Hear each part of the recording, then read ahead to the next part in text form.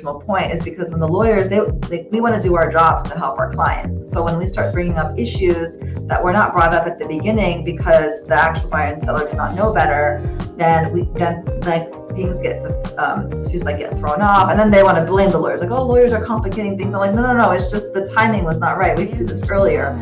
And so it's better that we're involved earlier so that the deal is more smooth and there's no delays. I think those are the two biggest mistakes I see. What's a good time to bring the attorneys in? So on the buy side, I would say before you sign a letter of intent, have it clearly negotiated with the seller. The seller.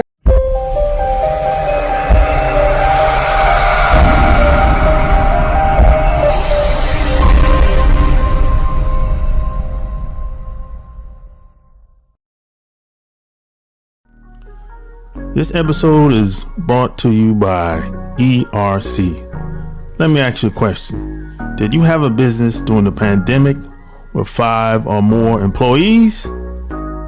If the answer is yes, you might be leaving money on the table. All you gotta do is go to ercbankroll.com and you can get your money. The best part about this, it only takes 5 minutes or less to see if you qualify. Go to ercbankroll.com and put in your name, email address, answer 2 questions, click on the submit button, and you're done. It's that simple. And get your money. So don't wait. Go to ERC Bankroll. Ladies and gentlemen, welcome to another episode coming at you from the Online Marketing Secrets Podcast. I'm your host, Lopaze. So like and share this episode.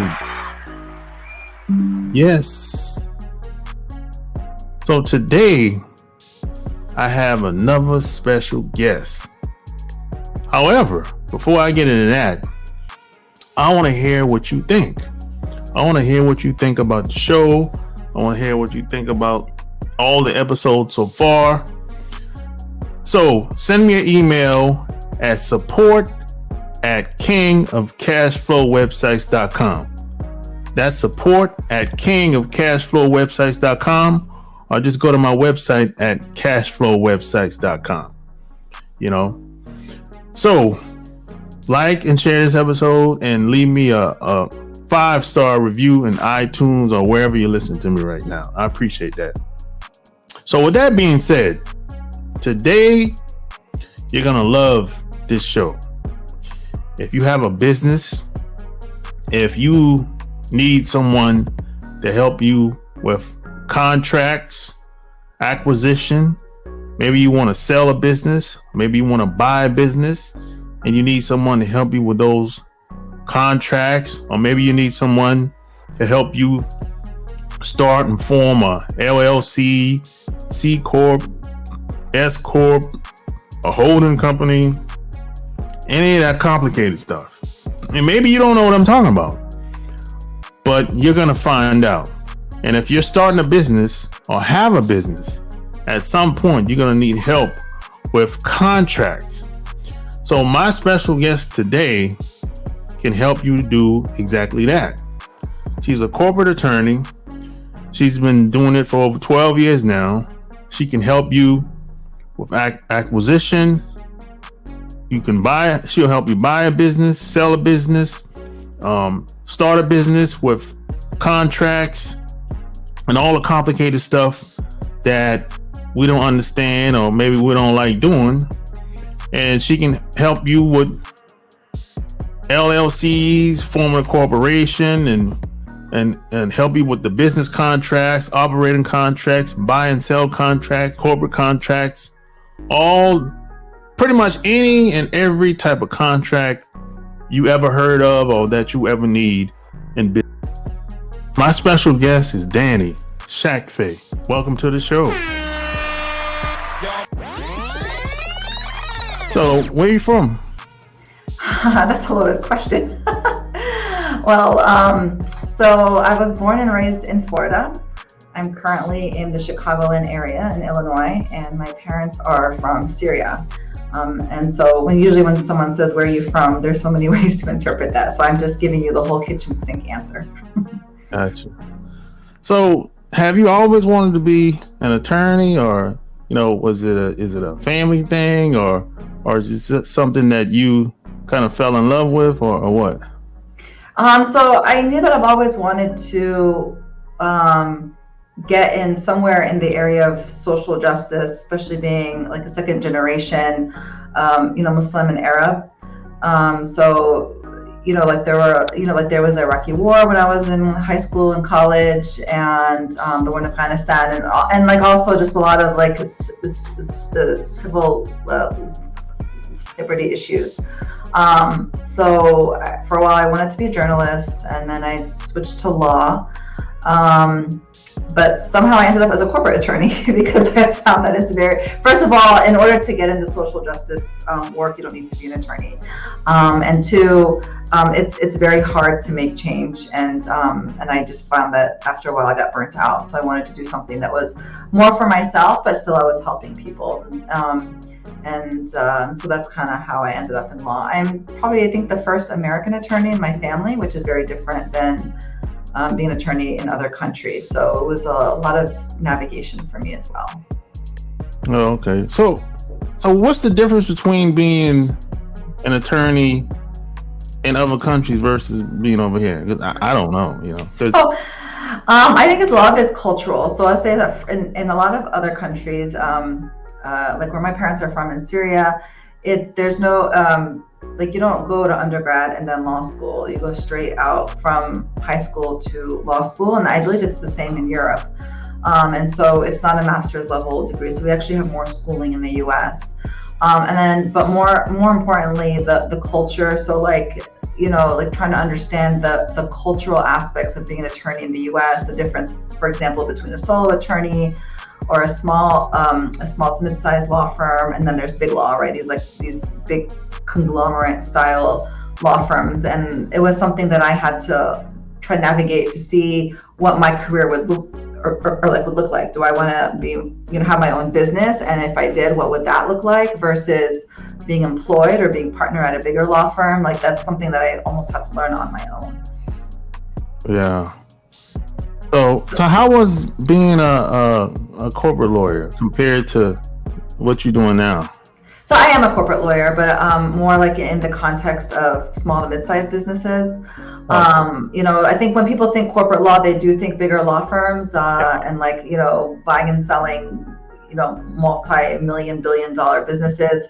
But there's a lot of business happening on, on Main Street too. There's, people who are buying and selling businesses that are in the low $1 million range to, the multi-million dollar range, or even under around $100,000. Like these, I do believe that if you're buying a business, you definitely should get a lawyer, because even if the cost of the business itself is small, the headache of dealing with any mistakes could outweigh even the price of the sale of the business. Either you end up with a tax bill later on that you didn't know existed, or there was a license that didn't get transferred over, or whatever it is. So it's better to be represented. And so my law firm it's not big, but it's myself, and I recently hired an associate, and I have a couple of staff members, and I'm looking to grow. So I think now in the past few years, I've had a better idea of what my career would look like in terms of not just being a lawyer, but being a business owner. Oh, okay. So what made you go the business route as far as acquisition and contracts instead of, because, there's a lot of areas where attorneys can focus on, So what made you go that route, the business route?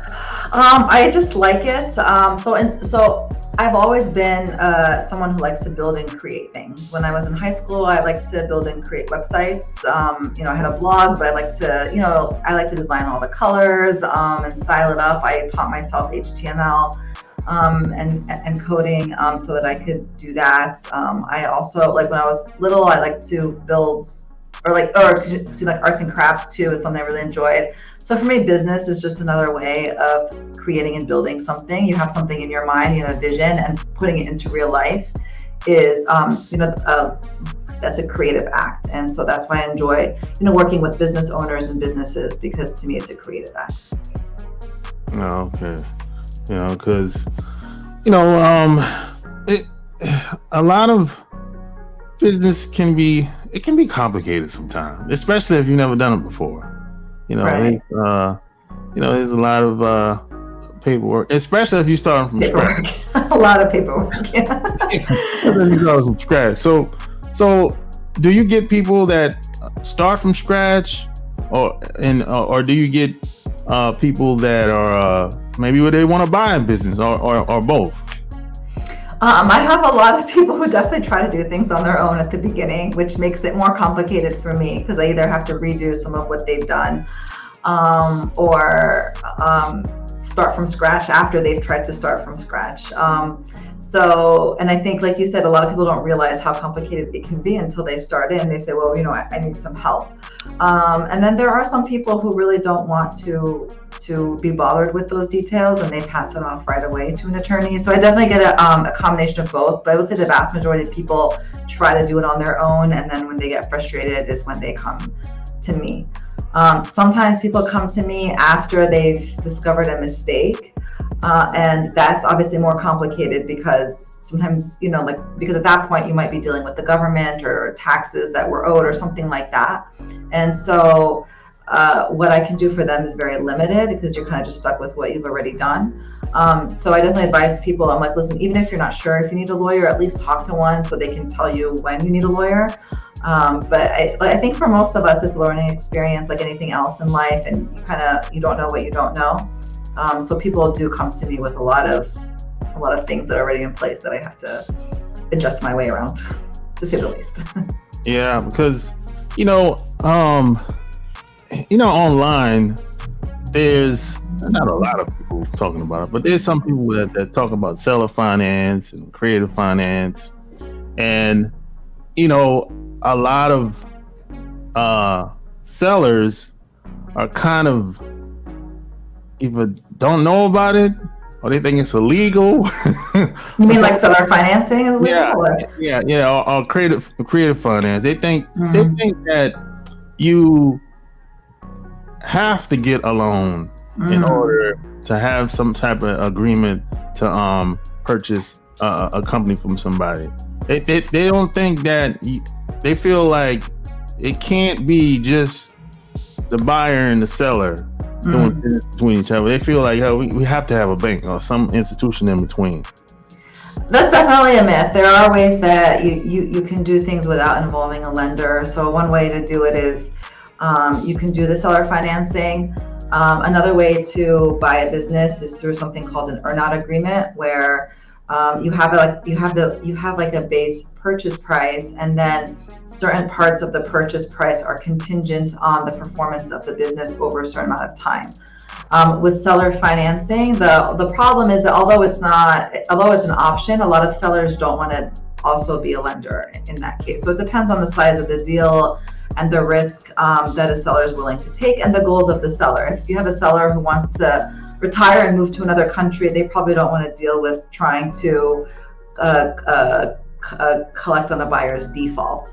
And then it also depends on the market. If it's hard to get a loan, but a seller really wants to get out of their business, then that's pretty much an option that they don't really have any other option. So it just really depends. It's very fact specific, but definitely, seller financing. And then you also have the earn-out agreements where the parties agree to a price, and then the seller could get more money on top of that if the buyer does well or not so well. The problem is, like, you're kind of involving the seller still in the sale of the business, or in how the business is run, and that could cause disputes because the seller could say, well, the reason why the business did not do well is because you, the buyer, did not do what you're supposed to do, and then the buyer could argue, well, this is the business that you gave me, and I'm doing, so that can be a point of contention. So it's an option, and usually if in times when it's hard to get a loan, then it's an option. So there are definitely ways that you don't need to get a lender,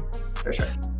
Yeah, I realized that I actually forgot that my parents, they were doing the same type of like deals back in the day, but the only difference is they they had good relationships with people that they trusted, and they wasn't doing contracts. It was more like a handshake was more. You're giving me anxiety. Right? But this was like, but you know, this was like 80, 90 years ago. Right. That's when so it was a different time back then. Yeah. But I realized they were doing the same thing. It was the same strategy, but it was just less paperwork. That's all. Yeah, and that paperwork is a pro and a con, right? If there's a problem that you run into, if you don't have paperwork, you're going to have a problem in court trying to collect on your rights. And it's not even necessarily an issue of like legal disputes, but sometimes people don't always remember what they said, or they have misunderstandings, and it becomes a he said, she said, or like, I thought you meant this. No, I didn't. Well, we don't know what and so the paperwork is, like I said, people don't always like it. It's not glamorous, but it definitely comes in handy when there's a problem. But the idea of buying and selling a business without paperwork definitely gives me anxiety. Yeah, and like in our case, like my mom and my cousin, they did it's kind of like a land agreement together. My cousin, he owned all the land they had an agreement that basically says that as long as we're here, we could always have a house here, right? But it was never no paperwork. And what happened is my cousin ended up dying, and everything was passed down to his daughters. Now his daughters didn't know the agreement that my cousin and my mom had, and see, that's where the problem comes in at. All you can see is, of course, they have two houses on the same land, but now the house is in my parents' name, and the other house is in my cousin's name, but no one really knows any agreement. So it becomes a situation where, hey, you just keep giving us the taxes to pay for the land, and it's okay. Yeah, I think a lot of people don't realize, like, even if there's never a problem between the actual parties, like, people say, that's my best friend, that's my cousin, we're never gonna get into a fight because whatever, we grew up together. But yeah, sometimes like the ramifications are beyond like the two people involved. You have Uncle Sam dealing with things, or if there's a lawsuit that has nothing to do with the people involved, like they're still going to look at your assets, and you want to know what your assets are in order to either make a claim or not against it. So really the having the paperwork is not just for the benefit of the people involved, but all the people that are kind of affected by the transaction, kind of like what you were talking about, like if someone were, God forbid, pass away. So so I think paperwork is good. It's fun. People say often, I don't want to leave a paper trail. I'm like, paper trail is not a bad thing. You want a paper trail. You just have to do it right so that you're protected. Yeah, I think a lot of people, when they hear contracts, they automatically think court system. Yeah.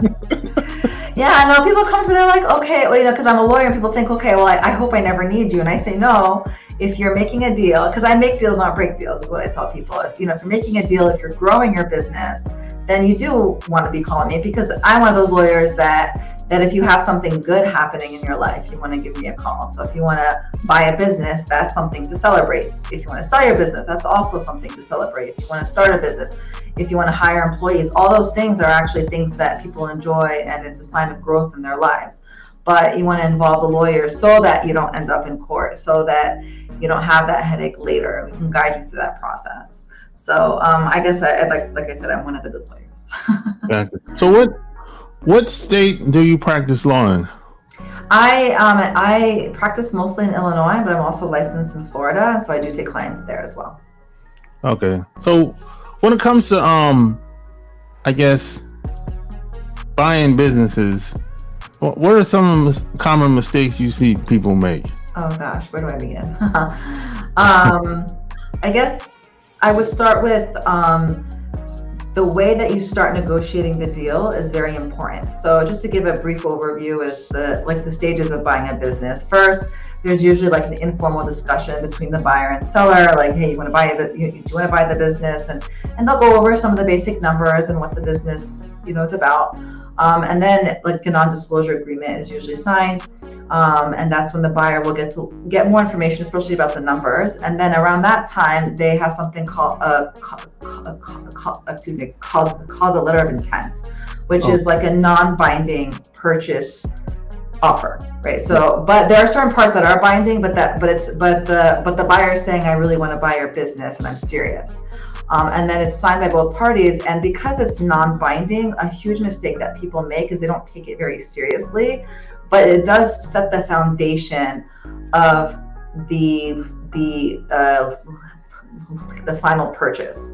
So what happens is that sometimes if someone wants to change their mind about certain parts of the deal and it wasn't something that was discussed early on when the letter of intent was signed, people get annoyed. They don't want to, they start to lose trust. And so that's a huge mistake I see, is not starting that beginning. Just because it's non-binding, it doesn't mean it's not important. Another thing too is involving the lawyers a little bit too late. And it kind of goes back to that original point, is because when the lawyers, we want to do our jobs to help our clients. And so when we start bringing up issues that were not brought up at the beginning because the actual buyer and seller did not know better, then things get thrown off, and then they want to blame the lawyers, like, oh, lawyers are complicating things. I'm like, no, it's just the timing was not right. We had to do this earlier. And so so it's better that we're involved earlier so that the deal is more smooth and there's no delays. So I think those are the two biggest mistakes I see. Oh, what's a good time to bring the attorneys in? So on the buy side, I would say before you sign a letter of intent, have it clearly negotiated with the seller. The seller should also have an attorney, but it's more critical for the buyer to have it at that time. But I would say once you are in that phase, then you do want to have a lawyer, especially if you're on the buy side.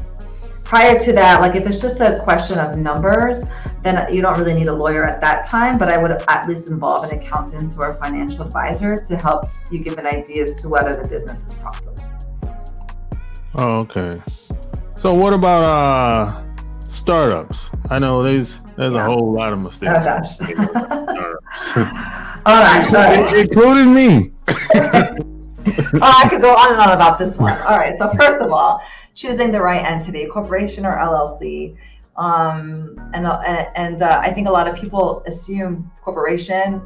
And then another big mistake I see is people say S Corp. I want to be an S Corp. And what they don't realize is that an S Corp is not a legal designation. It's actually a tax designation. So you could be an LLC S Corp. And so a lot of people, they come to me when they don't need a corporation. It's just like one or two people owning a business. I'm like, no, you really should be an LLC, not a corporation. So that's the first thing. Not having corporate documents if you're the LLC, you want your operating agreement. If you're the corporation, a shareholder, agreement and bylaws. And what a lot of people don't realize too, especially if you even if you have two people, it's really important to get those documents in place. Because not only if someone wants to get out of the business, if someone dies, you want to put all that in writing to protect not only, yourself and your family.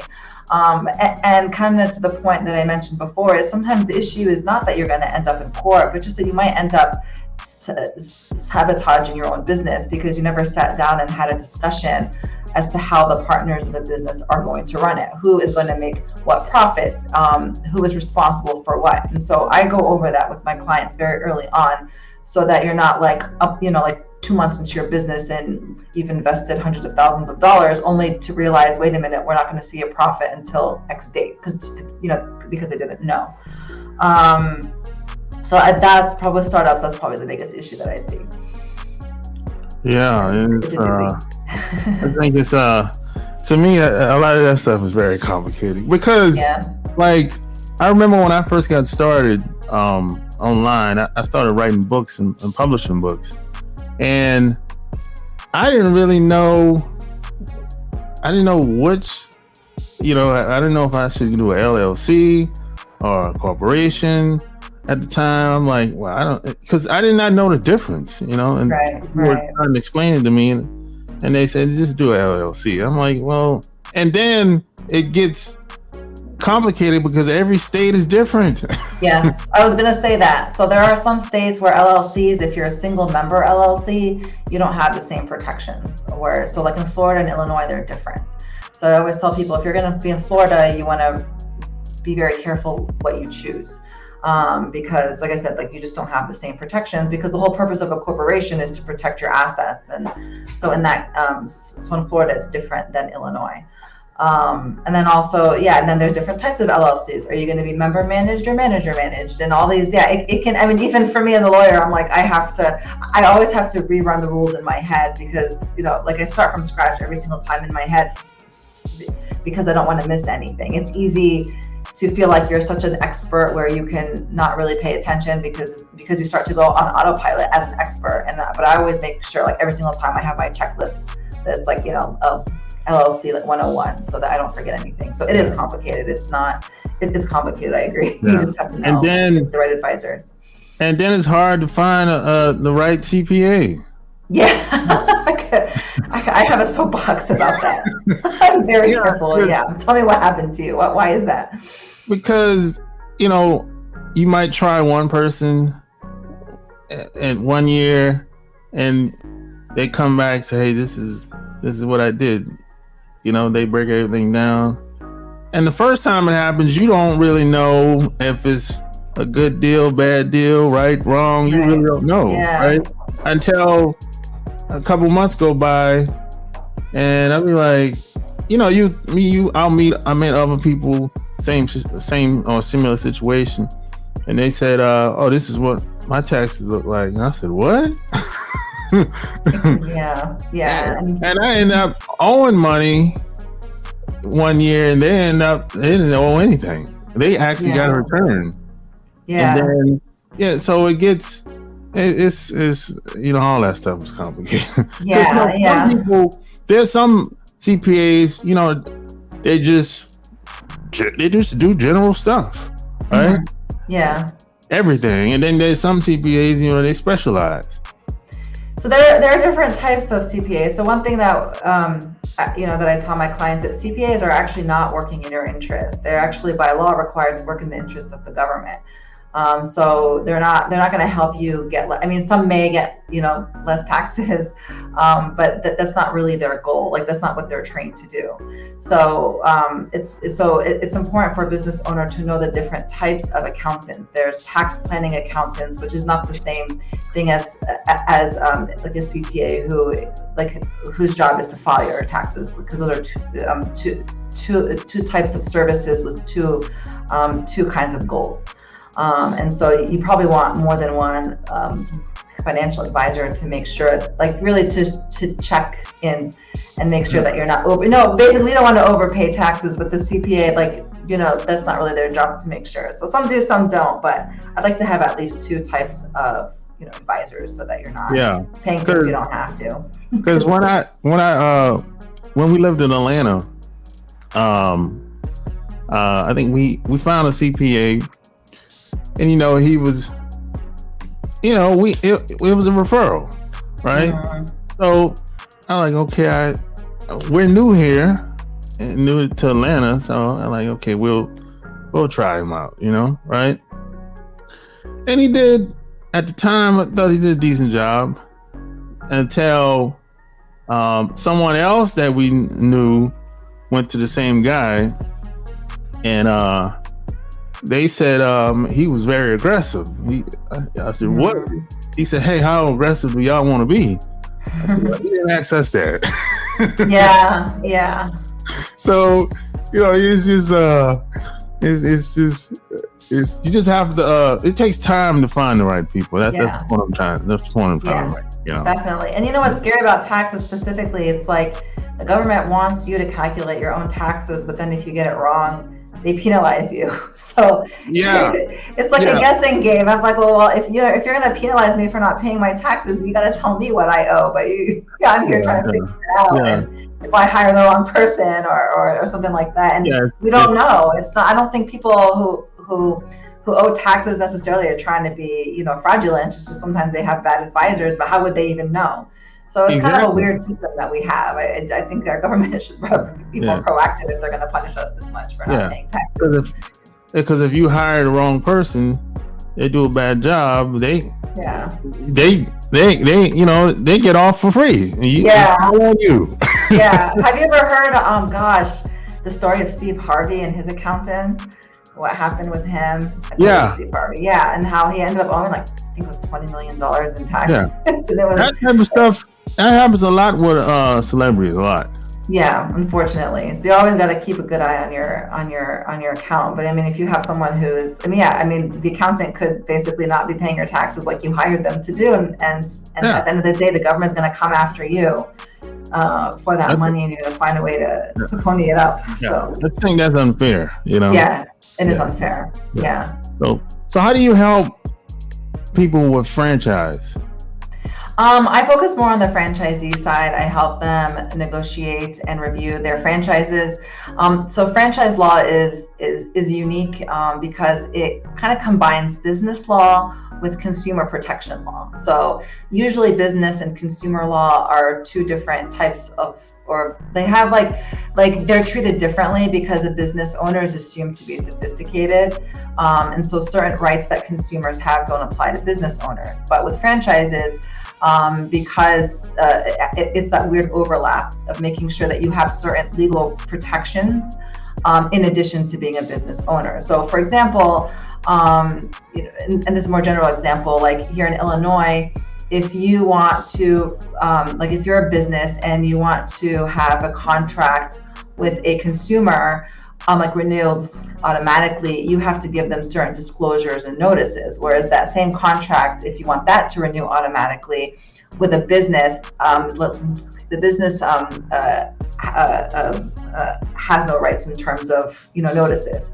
But like I said, with franchises, it's not like that. It's it's really combined. So first I check that the franchisees' rights, their like personal rights, are not being violated. They're not being sold like a snake oil business, because that can happen. And then two, that they know exactly what they're getting into. One of the differences between a franchise, like if you buy into a franchise, versus buying a business or starting a business, is that if things don't work out, you could just shut down. Whereas with a franchisee, like you're like in a 10-year long contract, and you have the royalties, and there are all these things that you have to do on top of running your business. And so there's a greater risk. So I help my clients make sure that they know what they're getting into, and helping them negotiate those terms. Yeah, because I know a guy that he bought into a franchise, a cleaning business. He was telling me, well, he didn't tell me everything, but he was telling me where it's like, you have fees you have to pay. I think every 45 days, and then they help you with. Well, they also support you too. They help you with leads and new clients so often. But there's one thing that he told me I didn't like though. He said, if you have a contract and you, for whatever reason, right or wrong, if the client starts to complain about anything, right or wrong, you have to give the money back. Yeah. The customer's always right, for sure. Yeah. According to the franchisor. Yeah. Because I asked him, I said, so you have no say so as a, in the matter. He said, well, no, if the client doesn't like whatever it is, they can pick up the phone and call the corporate headquarters. Yeah. And they'll tell me to give them their money back. I've seen that. Yeah, I had a franchise once that had a similar clause, and that can be really scary, especially if there's no standard, like right in terms of what and who's ultimately responsible.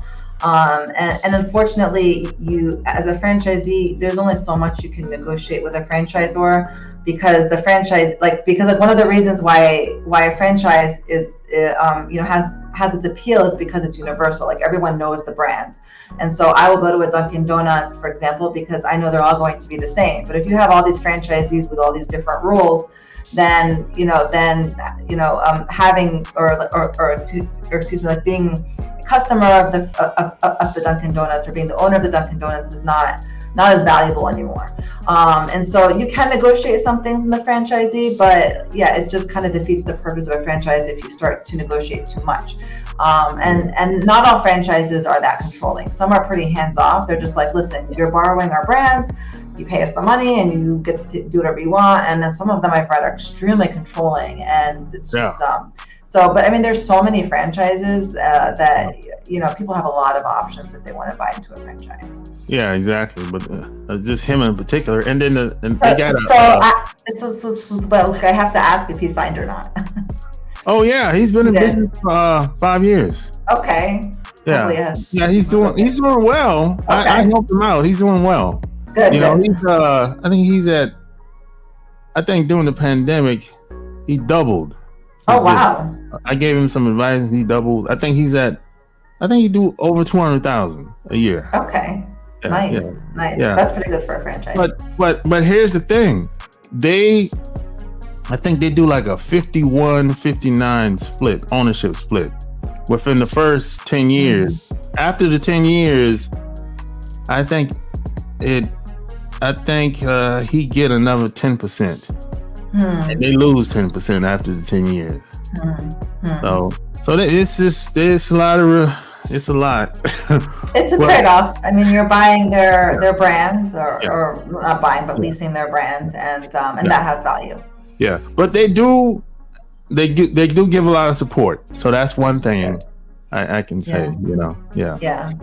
You definitely want to look for a franchise that provides support, like you said, a lot, training, and they're not overly controlling. And so part of the requirements of a franchise is that they have to disclose all of the existing franchises. So if you're a franchisee looking into a franchise, you can see how many how many have opened and closed, in the past few years. And so that would give you a sign if they're successful or not. So they should, a franchisor should be giving you all that, information so you can make an informed decision. So yeah, it can be a good deal. Yeah. So what type of businesses you work with? Are you specialized, or it doesn't really matter? So I focus most of my clients are in either, I have some in the food industry, but mostly in the services industry. So people are just providing different unique services, consulting services. I do have some clients who are in the tech, area. So, God, I always forget, what is it called? The SaaS, the services coming out. Yeah, the SaaS. And so I have, clients in that arena, and I have a few trucking clients as well, and some food. I think about maybe half of my franchisees are restaurants. So I don't quite specialize, but I have quite a variety of clients in their industries. So if people want to work with you, where would they go to? To my website. As you can see on the screen, it's motivalaw.com. And the word Motiva, people always ask me what that means. It comes from the word motivation, because I like to work with motivated business owners, and I really love working with my clients. And so that's the best way. You can also just call our office at 630-517-5529. Nice. There you have it.